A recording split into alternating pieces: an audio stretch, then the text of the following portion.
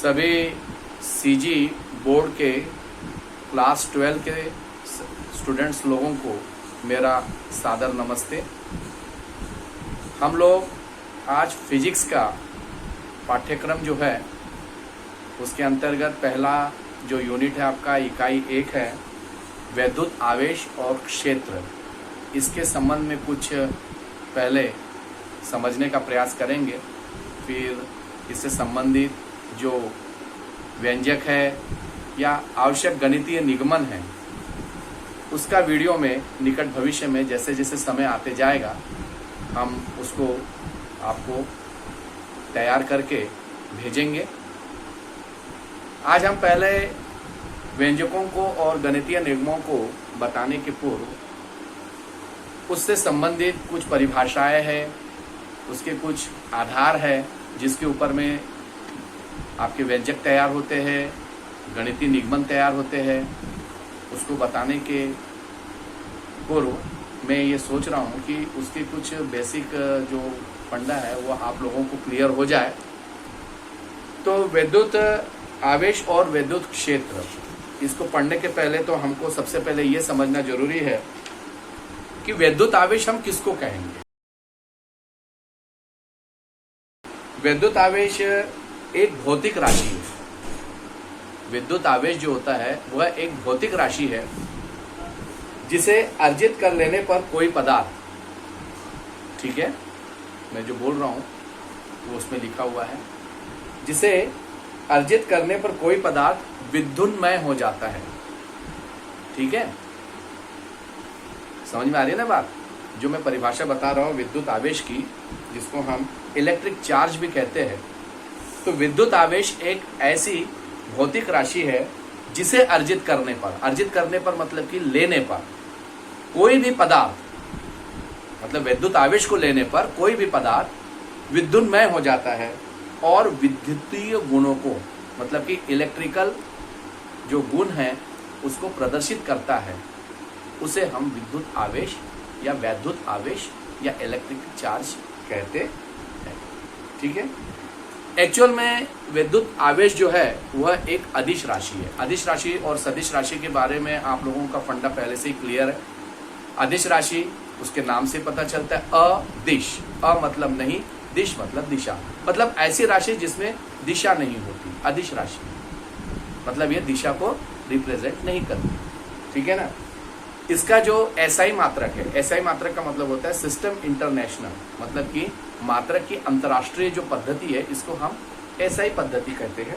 तो एसआई पद्धति जो है वो कूलाम है, इसको संकेत जो है वो कैपिटल सी है। ठीक है ना, कूलाम का जो संकेत है इकाई का वो कैपिटल सी है। और इसका विमीय सूत्र जो होता है, विमीय सूत्र जो होता है बड़े ब्रैकेट होता है, आप लोग जानते हो विमीय सूत्र को अपन कैसे लिखते हैं, मैं उसके बारे में और ज्यादा डिटेल में नहीं जाऊंगा। तो बड़े कोष्टक जो होता है, जो आपका बॉक्स जो ब्रैकेट होता है उसमें एम का मतलब होता है मास, उसकी पावर 0, एल मतलब लेंथ, उसकी पावर 0, टी मतलब सेकंड, उसकी भी पावर 0, और ए, ठीक है, क्षेत्रफल, फिर उसके बाद में बड़ा कोष्टक आपका बल। ये इसका विमीय सूत्र होता है। अब आवेशों के जो प्रकार है उसके बारे में अपन थोड़ा सा समझते हैं। आवेशों का प्रकार में अपन जानते हैं, एक होता है धन आवेश, एक होता है आपका ऋण आवेश। ठीक है ना। तो धन आवेश क्या होता है? धन आवेश के लिए एक अमेरिकन वैज्ञानिक थे। ठीक है ना, मतलब धन आवेश और ऋण आवेश दोनों के लिए, मतलब जो आवेश के बारे में, जो आवेश के प्रकार है उसको समझाने के लिए अमेरिकन साइंटिस्ट थे, अमेरिकन वैज्ञानिक, जिनका नाम था बेंजामिन फ्रैंकलिन। ठीक है ना।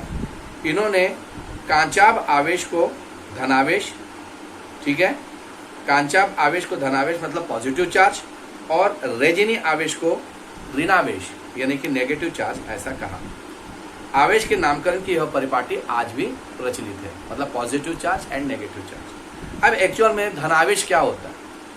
कांच की छड़ को अच्छे से समझना, कांच की छड़ को रेशम के कपड़े से रगड़ने पर, कांच की एक रॉड होती है और रेशम के कपड़े को के ऊपर उस कांच की छड़ को अपन रगड़ते हैं, तो कांच की छड़ में जो आवेश उत्पन्न होता है वह धन आवेश होता है। अच्छे से समझो, कांच की छड़ और रेशम के कपड़े को हमने लिया, कांच की छड़ को रेशम के कपड़े पर रगड़ा, तो कांच की छड़ में जो चार्ज आ जाएंगे, जो आवेश आ जाएंगे, वो धन आवेश होंगे। ऋण आवेश क्या है? ऋण आवेश जो होती है एबोनाइट, ये भी एक पदार्थ होता है।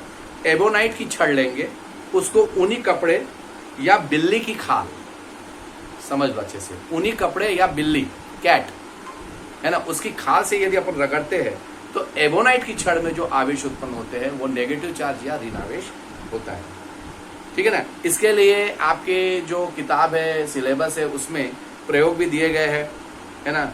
और उस प्रयोग को जब अपन पढ़ेंगे या आप लोग अपने जो पाठ्य पुस्तक है उसमें जब आप पढ़ोगे तब आप लोगों को उसके प्रयोग दिख जाएंगे। जैसे मेरे पास में जो किताब अपन यूज कर रहे हैं वो है नवबोध प्रकाशन की, नवबोध की भौतिकी 12वीं की जो किताब है उसको मैं रेफर करता हूँ सामान्यतः अधिकतर, नवबोध की किताब जो है, और उसके हिसाब से उसके पेज नंबर 2 में इसका जो है प्रयोग आपको बताया गया है। ठीक है ना। अब एक्चुअल में अगर धन आवेश जो है, दो धन आवेश है, उसको अगर हम एक दूसरे के पास में लाते हैं तो वो प्रतिकर्षित करते हैं। इसी प्रकार दो ऋण आवेश को अगर हम पास पास में लाते हैं तो प्रतिकर्षित करते हैं। प्रतिकर्षित करते हैं मतलब कि एक दूसरे से दूर जाते हैं, रिपल्शन करते हैं। ठीक है ना। लेकिन एक धन आवेश की छड़ को और एक ऋण आवेश की छड़ को अगर हम पास पास में लाते हैं तो वो एक दूसरे को क्या करते हैं? अट्रैक्ट करते हैं, आकर्षित करते हैं। मतलब इससे अपने को क्या समझ में आया कि समान आवेश एक दूसरे को प्रतिकर्षित और विपरीत आवेश एक दूसरे को आकर्षित करते हैं।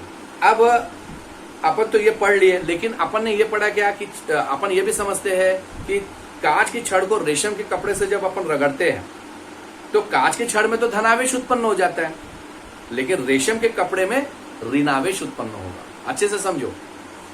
इससे पहले अपन ने क्या समझा कि कांच की छड़ को रेशम के कपड़े से रगड़ने पर कांच की छड़ में धनावेश होता है, तो रेशम के कपड़े में कौन सा आवेश होगा?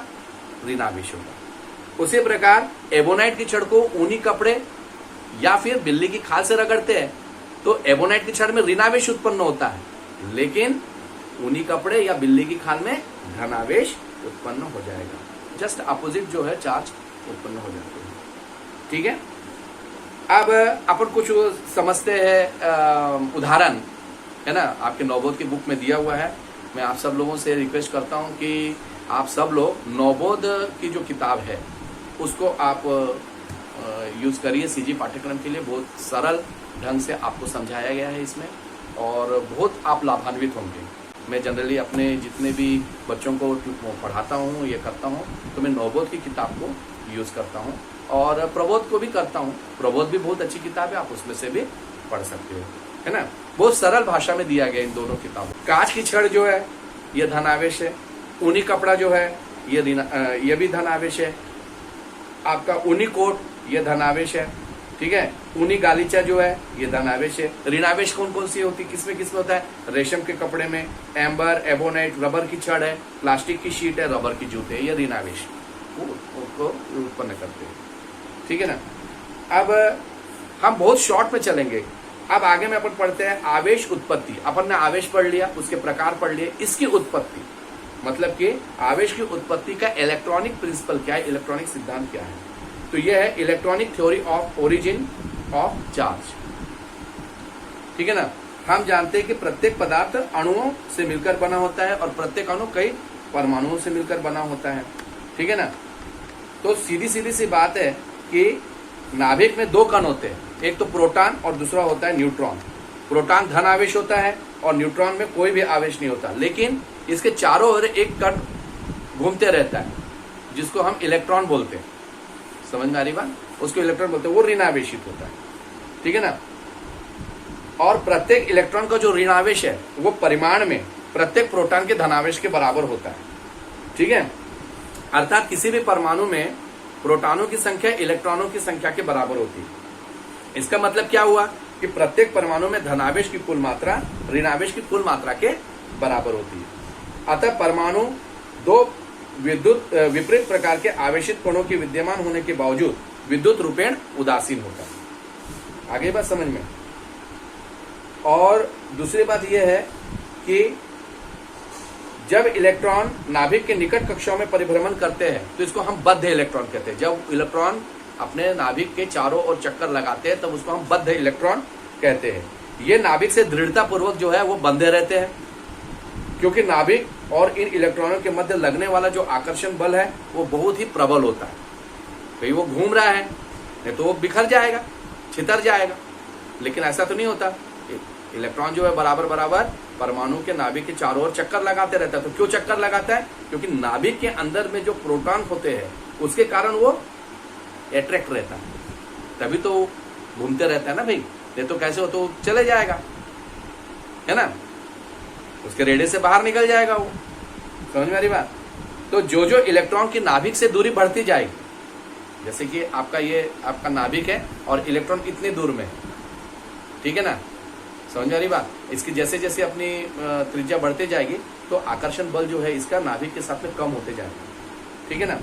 और अंतिम कक्षा में, ठीक है ना, इलेक्ट्रॉनों पर आकर्षण बल का मान बहुत कम होता है, अतः बाह्य ऊर्जा की सूक्ष्म मात्रा से इलेक्ट्रॉन नाभिक से मुक्त होकर पृष्ठ पर गति करते रहते हैं।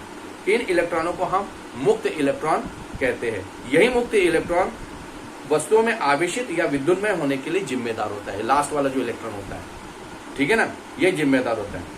समझ में आ रही बात? अब एक बताते कि घर्षण विद्युत क्या है। घर्षण विद्युत की अगर हम व्याख्या करना चाहें तो जब दो पदार्थों को आपस में अपन रगड़ते हैं तो एक में से इलेक्ट्रॉन जो है, एक पदार्थ में से इलेक्ट्रॉन जो है वो निकलकर दूसरे पदार्थ में चले जाते हैं। इस प्रकार पहले पदार्थ में इलेक्ट्रॉन की कमी हो जाती है, दूसरे पदार्थ में इलेक्ट्रॉनों की अधिकता हो जाती है। अतः पहला पदार्थ क्या हो जाता है, इलेक्ट्रॉन की कमी होने के कारण धनावेशित हो जाता है, और दूसरा पदार्थ जो है जिसमें इलेक्ट्रॉन की अधिकता हो जाती है वो ऋणावेशित हो जाता है, ठीक है ना। समझ में आ रही बात? तो रगड़ने की इस प्रक्रिया में है ना, एक पदार्थ में जितना धन आवेश उत्पन्न होता है दूसरे पदार्थ में ठीक उतना ही ऋण आवेश भी उत्पन्न होता है, ठीक है ना। अब इसके कुछ उदाहरण है, जैसे कि ठंड के दिन में अपन देखते हैं कि अगर रेशम कोई कपड़ा अपन उनका उतारते तो आपने भी कहीं देखा होगा, या ध्यान देना आप लोग इस चीज का कि जब अपन ऊनी कपड़ा या स्वेटर को उतारते हैं तो चट चट की आवाज आती है ना, और कभी कभी चिंगारी भी अपने को निकलती हुई दिखाई देती है ना, और शरीर के रोम जो है उसकी ओर आकर्षित भी होने लगते हैं। प्लास्टिक की कुर्सियों को कपड़ों से झाड़ने या रगड़ने पर भी जो है वो आवेशित हो जाते हैं, ठीक है। कभी कभी अपन कार के दरवाजे को खोलते हैं तो खोलते समय में हमको हल्का सा इलेक्ट्रिक का झटका लगे जैसा लगता है, अनुभव करना कभी कभी। वायुयान से, जो लोग एरोप्लेन में यात्रा कर चुके हैं या करते हैं वो जानते हैं कि वायुयान से भूमि पर जब अपन उतरते हैं लैंडिंग करते समय तब टायर और रनवे के बीच घर्षण के कारण टायर आवेशित हो जाता है, अतः टायर को कुछ चालक बनाया जाता है। वायुयान के टायर है ना, मैं एरोप्लेन के टायर की बात कर रहा हूँ ना, स्कूटर की और बाइक के टायर की नहीं। समझ में आ रही बात? तो चालक बनाए जाते हैं जिससे आवेश टायर में नहीं रहते और पृथ्वी में चले जाते हैं। सफेद कागज की एक लंबी पतली पट्टी जो है उसको काट कर उस पर हल्का सा इस्त्री करते हैं, मतलब कि जो प्रेस करते हैं, कपड़ों को प्रेस करते हैं, आयरन करते हैं, उसको करते हैं, तो जिससे कागज की पट्टी क्या हो जाती है, चार्ज हो जाती है, आवेशित हो जाती है। अब यदि इस पट्टी को टेलीविजन के पर्दे के पास अपन ले जाए ना तो क्या होती है, ये पट्टी जो है पर्दे की ओर जबरदस्त आकर्षित होती है और जाके वो स्क्रीन पर चिपक जाती है। ये हमारे दैनिक जीवन में विद्युत आवेश के उदाहरण है। तो विद्युत आवेश का जो अपना वीडियो है हम यहाँ पे स्थगित करते हैं। इससे संबंधित जो भी नोट्स होगा, जो भी होगा, मैं आगे आने वाले वीडियो में डालूंगा। तो आप सब लोग जो है इस वीडियो को ध्यानपूर्वक देखिए और समझने का प्रयास करिए। 4-5 बार बार सुनिए, ये करिए, तब आपको क्या होगा कि बहुत अच्छे से मैंने समझाने का प्रयास किया है, आप इसको समझोगे, मुझे विश्वास है, और इस वीडियो का जरूर आप लाभ उठाओगे, है ना। और जब तक आपको समझ में नहीं आएगा तब तक आप देखते रहिए। सभी 12वीं के स्टूडेंट लोगों को मेरा सादर नमस्ते, धन्यवाद।